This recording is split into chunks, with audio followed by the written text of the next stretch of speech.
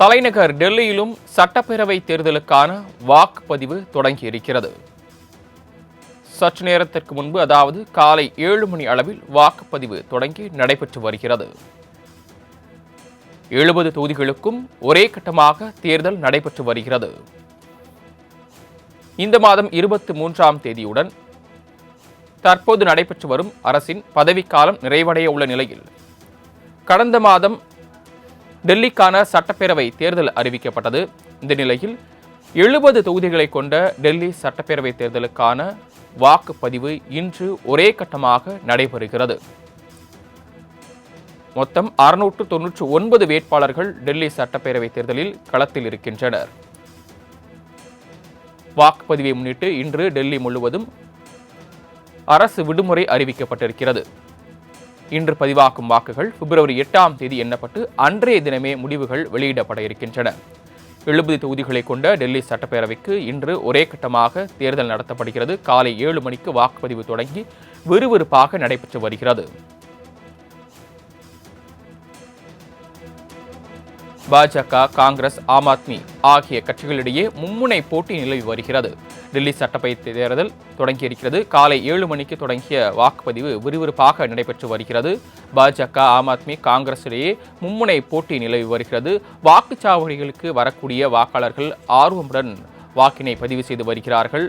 டெல்லி போலவே தற்போது ஈரோடு கிழக்கு தொகுதியிலும் இடைத்தேர்தலுக்கான வாக்குப்பதிவு தொடங்கியிருக்கிறது. டெல்லியில் வாக்குப்பதிவை முன்னிட்டு 30,000 போலீசாரும் 22,000 துணை ராணுவ படையினரும் குவிக்கப்பட்டுள்ளனர்.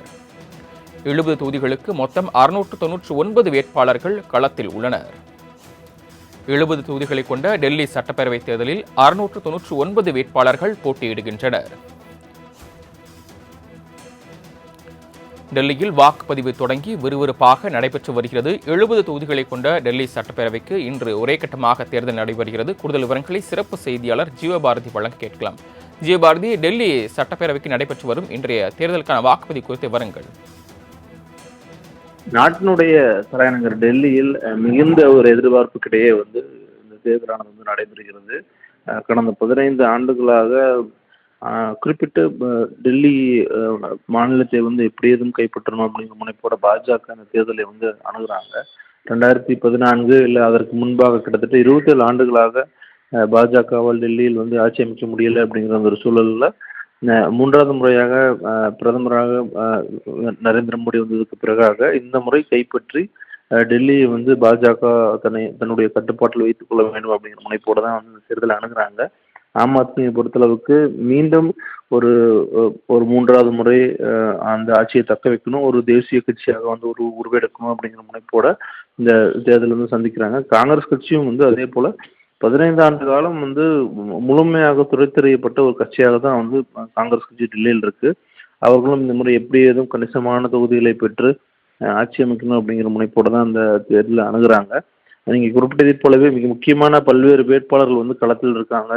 இந்த தேர்தல் பிரச்சார காலகட்டங்களில் பல்வேறு விஷயங்கள் விவாதிக்கப்பட்டுச்சு. மிக முக்கியமான இலவச வாக்குறுதிகள் அறிவிக்கப்பட்டிருந்துச்சு. யமுனை நதிக்கரை தொடர்பான விஷயங்கள் பரபரப்பாக பேசப்பட்ட நிலையில நேற்று மாலை அரவிந்த் கெஜ்ரிவால் மீது ஒரு மிக முக்கியமான எஃப்ஐஆர் பதிவு செய்யப்பட்டிருக்கு. அது எந்த அளவுக்கு இந்த தேர்தலில் தாக்கத்தை ஏற்படுத்த போகுது அப்படிங்கிறத பார்க்கணும். அதே போல இன்றைய தினம் இந்த தேர்தல் நடைபெறக்கூடிய நிலையில கும்பமேளால பிரதமர் மோடி அவர்கள் இப்போ நீராடக்கூடிய அந்த விஷயமானது நடக்குது. அதையும் இந்த தேர்தலோட ஒப்பிட்டு பலரும் பல விஷயங்களை குறிப்பிட்டு எழுதிட்டு வராங்க. இந்த தேர்தலுக்கான அந்த வாக்குப்பதிவு இன்றைய தினம் நடைபெறக்கூடிய நிலையில இந்த வாக்கு எண்ணிக்கை வரக்கூடிய சனிக்கிழமை நடைபெறுகிறது.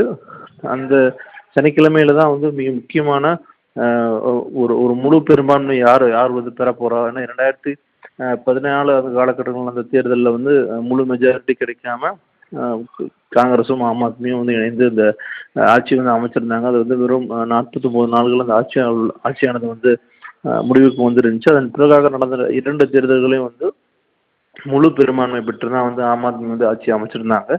முழு பெரும்பான்மை யாருக்கு கிடைக்க போகுது அப்படிங்கிறத 8ஆம் தேதி பார்க்கலாம். தாங்கள் வழங்கிய தகவல்களுக்கு நன்றி ஜீவபாரதி.